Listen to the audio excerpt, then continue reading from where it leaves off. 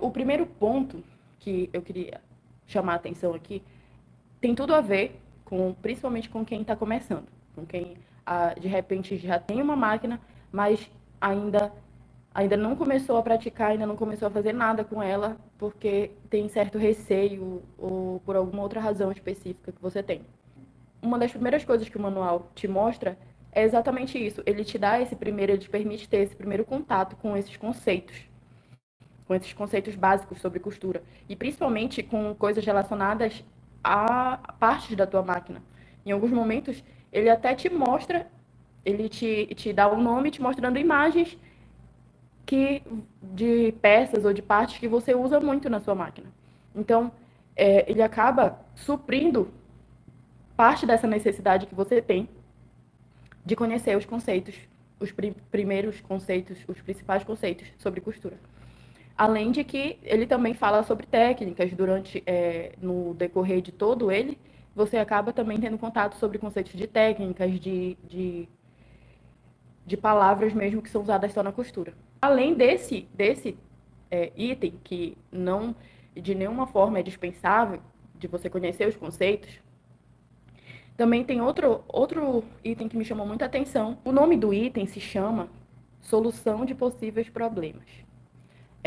No teu próprio manual, você tem um item chamado Solução de Possíveis Problemas. E aí, quando a gente pensa nesse item que chama Solução de Possíveis Problemas, quando a gente lê a palavra possível, já pensa, eu vou ter algum problema. É normal que quando a gente esteja aprendendo, ou até mesmo quando a gente já conhece sobre o assunto, aconteça alguns problemas. Só que, quando você está começando, quando está ainda aprendendo, ou ainda não conhece quase nada sobre costura,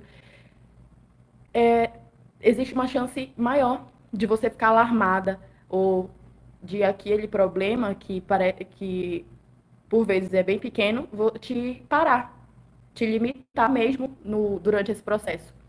Nesse item, ele te aponta uma lista, é um item bem resumido, não é nada extremamente extenso, mas ele te aponta uma lista de pelo menos uns 10 problemas que podem acontecer quando você está usando a sua máquina.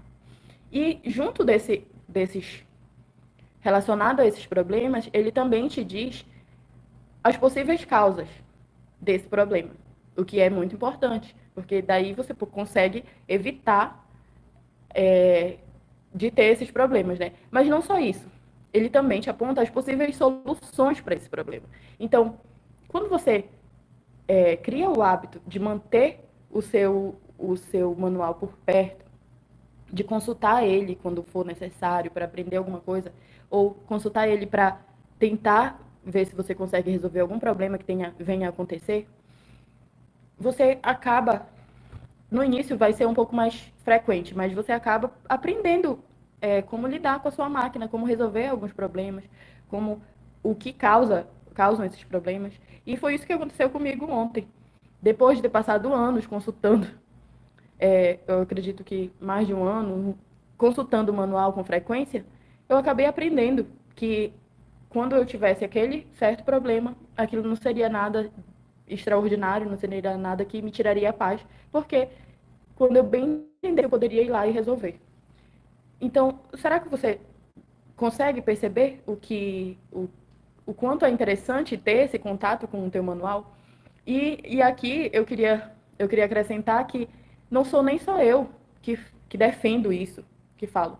Durante a preparação para esse vídeo, quando estava dando uma olhada no manual, eu pude encontrar em pelo menos 2 ou 3 lugares indicações dele que diziam, basicamente, mantenha o seu manual perto de você quando estiver costurando. Sempre consulte o seu manual, ou se você vai vender ou doar a sua máquina, não esqueça de dar o manual junto para a pessoa que vai usar ela, né? Então, não é dispensável, não é eu diria que não é bem uma opção sua consultar ou não o manual. É importante que eu não diria que você sentasse, eu vou ler, agora eu vou, como a gente faz com um livro, eu vou sentar e vou dar uma lida aqui no meu manual.